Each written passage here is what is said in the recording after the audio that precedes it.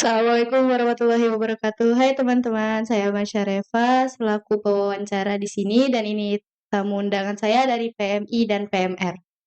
Halo, saya Dita Leviana Setiawardani. Saya biasa dipanggil Dita dan saya dari PMI Kabupaten Kutai Kartanegara. Saya Nabila Margaretilla selaku Ketua PMR SMK Gerbang Raja Tenggarong.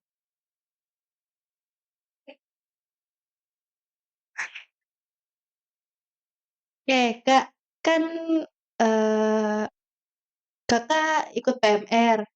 Nah, tujuan dari PMR itu apa sih?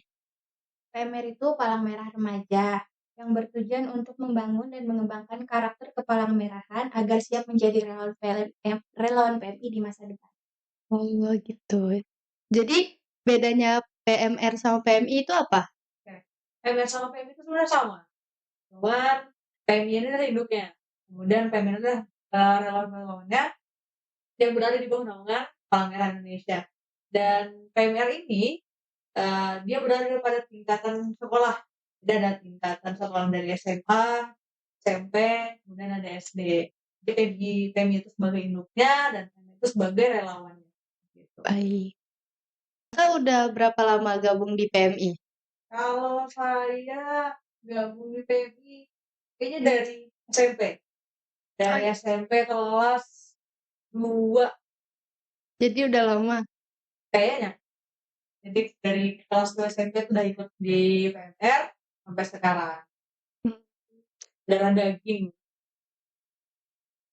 Udah PMI banget gitu. kayaknya.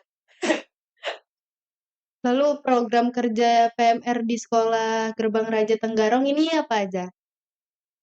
Kalau proker kami ada rutin melaksanakan kegiatan penjagaan medis baik dalam kegiatan upacara maupun kegiatan lain-lain.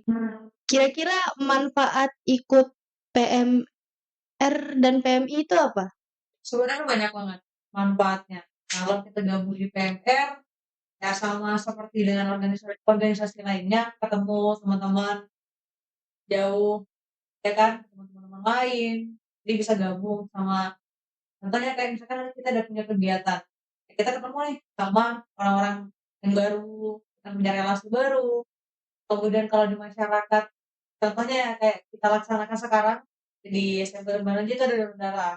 Nah itu berguna banget pas di masyarakat kan, karena banyak masyarakat yang pasti butuh darah. Banyak banyak banget manfaatnya kalau di lingkungannya masyarakat. Terus tujuan didirikannya organisasi PMI ini apa? Ih, banyak banget pokoknya tujuannya. Salah satunya tujuan pokok kita tuh di eee, bidang kemanusiaan. Entah itu kita bantu orang pada saat terjadi bencana maupun non bencana. Salah satunya seperti yang sedang kita laksanakan seperti programnya mereka itu ya donor darah itu tadi. Baik. Terus untuk PMR, pembina di Sekolah SMK Gerbang Raja ini siapa? Untuk pembina PMR itu ada 3 orang. Kalau di pembinanya ada Nursing Dinaisa Nabila Eskep, sama Ibu Novita Batong, sama Ibu Ulfa. Baik. Apa aja sih prinsip-prinsip yang dipegang teguh sama PMI? Kalau prinsip, sebenarnya bukan prinsipnya PMI, tapi ada kita punya prinsip yang diakuin dan dijadikan pedoman itu secara internasional, yaitu 7 prinsip kepala-merahan. Jadi 7 prinsip itu sebagai pedoman kita, sebagai pegangan kita juga untuk, eee, berkegiatan maupun kita lagi jalan atas nama Palang Merah. Kalau boleh tahu 7 prinsipnya itu apa 7 aja? prinsip, oke, yang pertama itu kemanusiaan, kedua ada kesamaan, ketiga kenetralan, 4 kemandirian, 5 kesukarelaan, 6 kesatuan, dan 7 kesemestaan. Itu Baik. pasti dijalanin semua sama anggota Palang Merah, baik di Indonesia maupun di luar Indonesia. Baik. PMR di SMK Gerbang Raja ini punya pendamping dari PMI nggak sih? Punya, kebetulan beliau.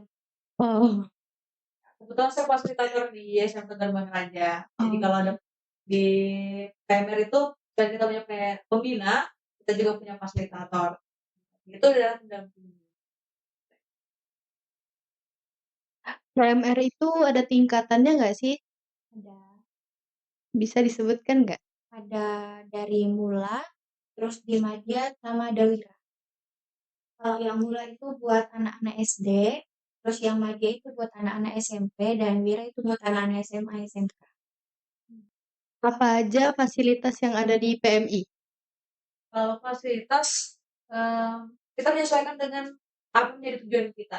Contoh, kita punya fasilitas donor darah, kayak seperti yang bisa teman-teman ketahui bahwa kita juga punya unit donor darah di markas kita, kemudian kita punya markas yang jadi posko, kemudian ada pelayanan masyarakat yang tentunya kita punya fasilitas ambulans yang bisa digunakan sama masyarakat, dan itu adalah fasilitas gratis yang bisa digunakan oleh masyarakat. Entah itu mau dirujuk ke rumah sakit, mulai dari rumahnya menuju rumah sakit atau penjemputan dari rumah sakit menuju rumah, itu semua pelayanannya gratis untuk fasilitas ambulans. Terus fasilitas lainnya itu yang menunjang untuk kegiatan kita di lapangan. Kegiatan kebencanaan, kita punya posko bencana, ya itu yang kita punya. Baik. Nah, kenapa PMI memerlukan anggota PMR? Kalau PMI itu kan sebagai induknya, kalau induk nggak punya anak kan nggak bisa apa-apa nih. Nah, jadi PMR itu yang jadi relawannya, yang jadi ujung tombak, salah satunya adalah itu. Jadi mereka yang menjalankan tugas-tugas pokoknya PMI, mereka yang menjalankan tugas-tugas kemanusiaan, dan lain-lain. Makanya mereka, PMI ini butuh anak-anak PMR, nggak cuma PMR sih, karena kan di PMI itu ada tingkatan lagi selain PMR itu ada KSR. Dan ini mereka sama-sama relawan yang jadi ujung tombaknya PMI. Gitu. Baik. Terus keuntungan masuk PMR ini apa? Banyak banget sih keuntungannya. Itu salah satunya kita bisa membangun jiwa kemanusiaan, terus Dapat jodoh, jujur ya kan? Dapat Cinlok. jodoh, cinlok, apalagi kalau keluar kegiatan, ketemu teman, itu salah satu keuntungannya. Karena banyak tuh yang pacaran organisasi, kemudian menikah, kan bagus kan ketemu, itu adalah salah satu keuntungannya. Terus punya teman banyak, punya relasi banyak, karena kegiatannya nggak cuma berputar di sekolah aja, bisa keluar, entah itu keluar daerah cuman ke kota sebelah, atau ke provinsi sebelah, atau ke negara sebelah, terus salah satu keuntungannya. Paling penting punya keluarga baru, punya hati yang besar, karena nolongnya juga sepenuh hati, ikhlas, gitu. Baik. Untuk PMI, program kerjanya itu ada apa aja? Kalau program kerja yang paling utama, itu kita menjalankan misi kemanusiaan. Sisanya itu sama seperti organisasi-organisasi lain yang punya event. Kalau event-event besar kita itu ada HUT PMI, ada Hari Relawan, udah ada Hari PMR, HUT PMR, gitu. Kalau yang lain itu opsional sih, tergantung dari bagaimana pengurusannya yang ngatur program kerjanya. Sama aja kayak di sekolah-sekolah. Nah, sekarang kan di SMK Gerbang Raja ada event donor darah. Hmm. Kalau lagi ada event donor darah di sekolah-sekolah gini, Hmm. Anggota PMR-nya itu bisa bantu nggak? Bisa nggak kira-kira? Bisa kan? bisa. Bisa. Tapi Gimana? tapi kalau buat yang pokok-pokoknya kayak yang narik darah itu nggak mungkin kan. Jadi mungkin membantu kecil-kecilan aja. Kayak misalkan cek kesehatannya, Ya. apalagi kan di sini SMK kesehatan kan, bisa dibilang SMK kesehatan yang bisa meriksa tensi darah, karena kan kalau di donor darah itu ada screening kesehatan, bisa ngebantu lewat sana. Kalau di luar juga bisa bantu untuk, distribusi darahnya dari pendonor kemudian ke teman-teman yang, siapin darahnya ke box atau gimana, itu bisa. Untuk PMR, prestasi apa aja yang udah diperoleh selama ada PMR di sekolah SMK Gerbang Raja? Sih. Untuk prestasinya, karena kan PMR Smp Terbang Raja ini baru bergabung di PMI dalam 1 tahun ini. Jadi kalau untuk prestasi baru ada kemarin ada juara tiga cerdas cermat di IPC sama Kegiatan kegiatan di Iya, IPC. Ada sudah dapat kemarin juara umum. juara umum kabupaten. Iya. Oh, dapat juara di lomba-lomba yang ada di NTT juga. Nah, tujuan diadakannya event donor darah di sekolah ini apa? Dan Tujuannya diadakannya itu sebenarnya biar anak-anak sekolah tahu kalau donor darah itu penting penting untuk orang-orang yang membutuhkan. karena kan banyak kan itu yang donor darah kan biasanya orang-orang tua, anak-anak kan kadang takut ya Iya. lihat jarumnya. Padahal sebenarnya ya anak-anak sekolah pun bisa donor, yang penting memenuhi syaratnya gitu. Berarti tujuan utamanya yang pertama juga buat bantu masyarakat, yang kedua ya menjalankan programnya mereka juga. Untuk syarat-syarat donor darah itu ada apa aja? Kalau syarat berat badannya harus 50, minimal usianya juga 18 tahun, terus sehat, nggak sakit, nggak punya riwayat penyakit yang kayak HIV, AIDS, terus pada saat uji screening kesehatannya HB-nya bagus, tensinya bagus, nggak ada minum obat-obatan, tuh. Untuk anak di usia 18 tahun, kenapa mereka nggak boleh donor darah? Boleh, boleh banget. Iya, yang penting mereka sehat, dan siap buat donor. Kalau 17, terkadang mereka bisa diterima, tergantung dari persetujuan mereka yang terima donor. Nah, ada beberapa instansi itu menerima 17 tahun. Tapi pada umumnya memang yang 18 tahun yang diterima, biar lebih cukup aja, lebih prima kondisinya. Nah, biasanya setelah donor darah itu sering terjadi pingsan. Apa penyebab pendonor itu pingsan setelah mendonorkan darahnya? Ada banyak faktor. Kalau biasa yang terjadi, karena saya kebetulan sering ikut kegiatan donor, mereka bilang sudah sarapan, ternyata belum sarapan. Jadi pada saat donor, ya kadar oksigen tubuhnya malah turun kan, kira pingsan gitu. Kalau yang lain-lain sih nggak pasti terjadi.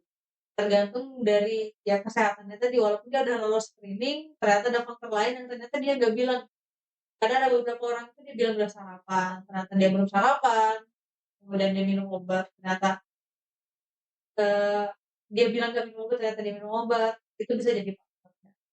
Atau dia gugup pada saat itu santai rileks, dan pada saat donor dia malah gugup, itu bisa jadi penyebab pendonor itu pingsan. Jarang banget kejadian kalau pingsan gitu. Nah, setelah donor darah itu ada masa pemulihannya nggak?